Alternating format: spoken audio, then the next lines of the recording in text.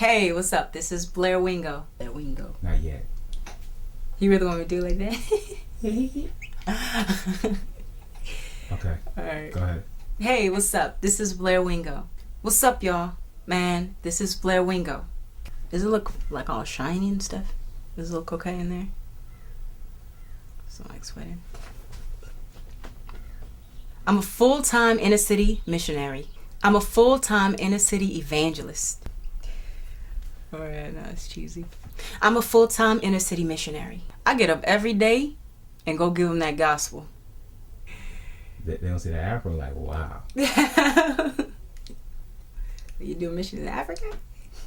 I'm a full-time inner city missionary. What's up, y'all? My name is Blair. What I'm going to do is give you guys an update. In case you haven't known, I decided to take this summer off so that I can be available for full-time witnessing on the streets of LA. So, yeah, just stay tuned, and here's the update. All right, y'all, what's up? Man, I woke up this morning and I got a knock at the door. So I'm like, who's there? You know? But when I go to the door, believe it or not, there were actually some Jehovah's Witnesses. These Jehovah's Witnesses were there, and they're trying to hand me some pamphlets. So I'm like, I'm cool, you know, I'm good. I'm Christian. So they're like, oh, what?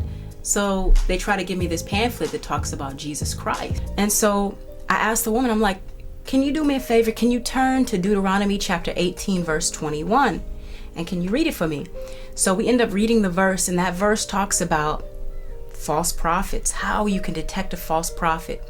That what they say, if what they say is not true, then Jehovah, that's what it says in the New World Translation, Jehovah is not with them cats. Then I take her through the history of how there's so many prophecies that the Watchtower, you know, has spoken that has not come true.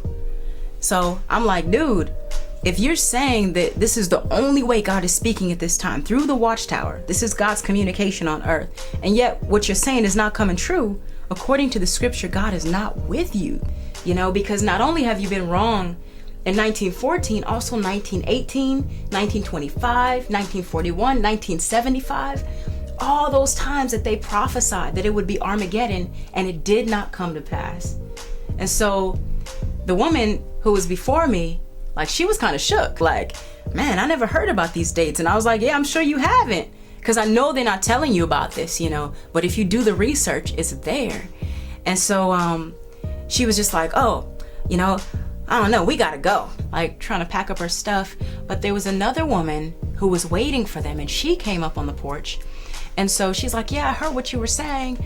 And she just tried to like go around it by saying that, you know, the people who spoke these prophecies were not perfect, you know, that they were jumping in presumption.